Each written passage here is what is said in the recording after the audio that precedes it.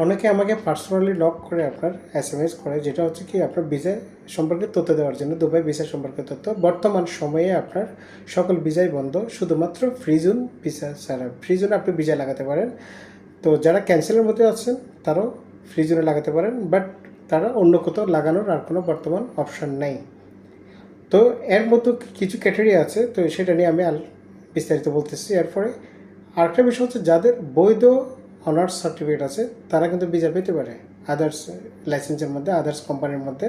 হ্যাঁ, তবে অবৈধভাবে যেগুলো আপনার পূর্বে যেরকম অবৈধভাবে সার্টিফিকেট তৈরি করেছে, সেটার বর্তমান কোনো অপশানস নাই, সেরকম কোনো সুযোগ বর্তমানে নেই। যদি কেউ বলে থাকে তাহলে সেটা পুরোটাই বিভ্রান্তিকর তথ্য।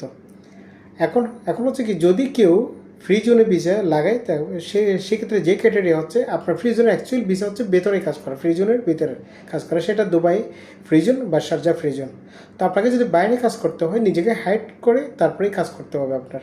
ওপেন কোনো দোকানে সেলসম্যান বা কোনো দোকানে ওইভাবে কাজ করার কোনো অপশন নাই। 100% সেখানে আপনাকে ধরে নেওয়া যাওয়ার অপশন রাখে দুবাই গভর্নমেন্ট, কারণ এখানে আপনার বাইরে কাজ করার কোনো অপশন নেই। নিজেকে হাইড করে আপনি যে সমস্ত কাজ আপনি সেগুলো করতে পারেন, বাট আপনার বাইরে কাজ করার কোনো অপশান নেই। তো এক্ষেত্রে আপনার যেটা বলা যায় সেটা হচ্ছে কি, সম্পূর্ণরূপে অ্যাকচুয়ালি দুবাই ভিসা বন্ধ। আপনাকে যদি করা লাগে তাহলে একমাত্র ফ্রি জোন ওপেন, তবে সেখানে নিজেকে হাইড করে আপনাকে কাজ করতে হবে।